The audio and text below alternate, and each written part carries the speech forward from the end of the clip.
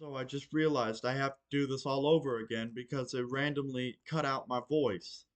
All right. The Panzerkampfwagen 4, or the Panzer IV, was the backbone of Germany's armored forces during World War II. Originally conceived in the mid-1930s as an infantry support tank, it was designed to carry the short-barreled 75 mm KWK-37 L-24, ideal for firing high-explosive shells against fortifications and enemy infantry.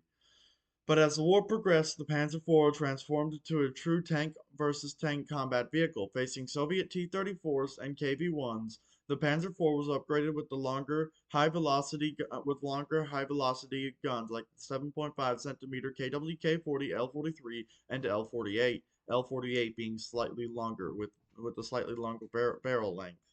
Capable of penetrating enemy armor, this evolution made the Panzer IV the Germany's most produced and versatile tank with over 8,500 units built.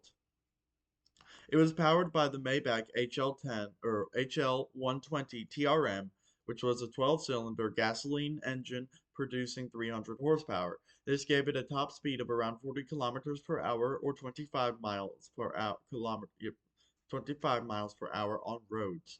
It had a transmission the transmission was a ZF SSG 76 transmission, offering 6 forward gears and 1 reverse gear. This allowed relatively smooth handling for its weight class.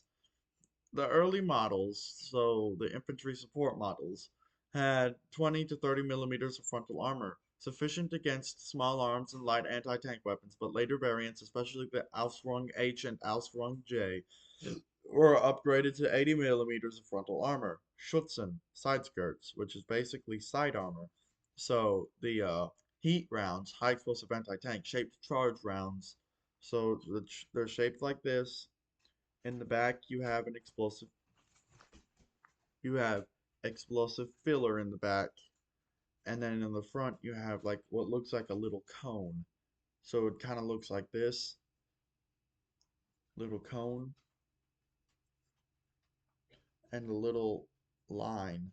And then once it hits the tank, this part explodes, sending a hot stream of metal into the tank. And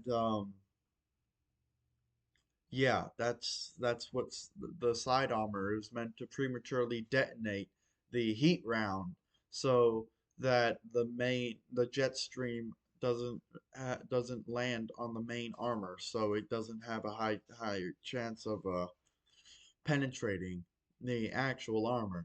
Introduced in 1943, these thin armored plates protected the sides and hull of the turret against Soviet anti-tank rifles with shaped charges.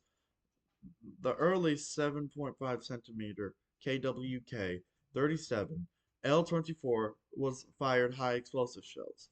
Now the KWK 40, L-43, and L-48 fired AP rounds, armor piercing like Panzergranate 39 APCBC with high explosive filler, and Panzergranate 40, which is an APCR round, which is a little round with the point with the really pointed tip, and it has a small tungsten carbide core, and it's meant to hit armor that outside shatters, sends in the penetrator, which is that tungsten carbide core, and it's supposed to penetrate through a lot more armor than APCBC. And it does, it's just it has very little post penetration effects, and it also tungsten carbide is like kind of hard to get, and it also does terribly on angled armor. It's absolutely terrible for angled armor. Ammunition load was typically 87 rounds. The standard crew of five, it had a standard crew of five: commander, gunner, loader, driver, and radio operator. In 1939 to 1941, it had an infantry support role, short gun, light armor. From 42 to 45, it had an upgraded gun, upgraded armor, and became Germany's main tank combat vehicle, fighting on all fronts. When the British encountered long-barreled Mark IVs in Tunisia, whatever. They refer to them as Mark IV specials. The Panzer IV was so adaptable that it spawned variants like the Sturmgeschütz IV, Jagdpanzer IV, and Brummbär, proving its chassis was one of the most reliable of the war.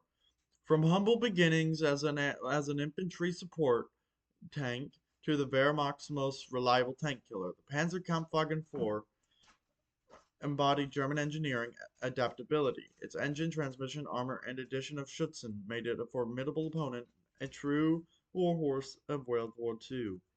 Thanks for watching. If you want to see the edited version, go to my YouTube channel.